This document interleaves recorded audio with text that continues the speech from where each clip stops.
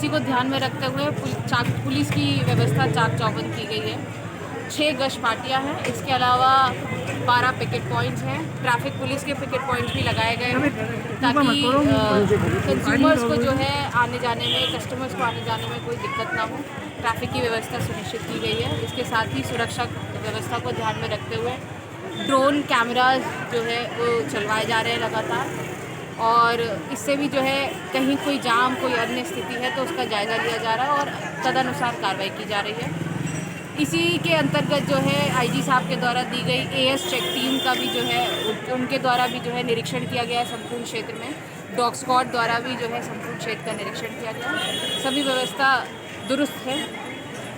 और एनजीटी के जैसे सुप्रीम कोर्ट का आदेश है पटाखे को लेकर रोक लगाई है, उसके लिए क्या इंतजाम किए गए हैं, क्या कार्रवाई की जाएगी अगर कोई पटाखे किसी तरह का कोई पटाखे का विक्रय नहीं किया जा रहा है और पूर्णतः कोर्ट के आदेश, एनजीटी के आदेशों का अनुपालन कराया जाएगा। छेड़छाड़ के लिए भी जैसे बाजार में टीमें भी लगाई गई हैं कुछ?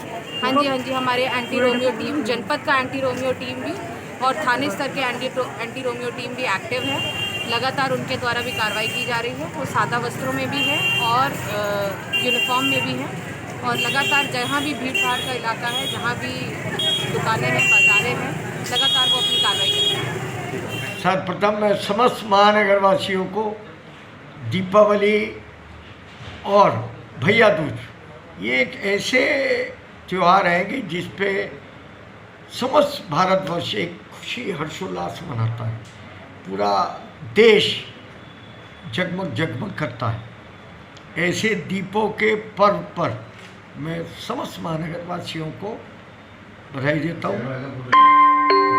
गणेश विघ्न विनाशक मंगल कारक, धन की देवी लक्ष्मी जी और बुद्धि और ज्ञान की देवी सरस्वती जी, इन तीनों की इसमें महत्व है।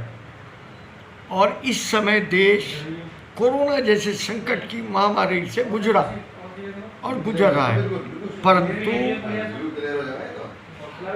गणेश जी की कृपा से हमारा देश इस लड़ाई को लड़ने में सक्षम हो गया।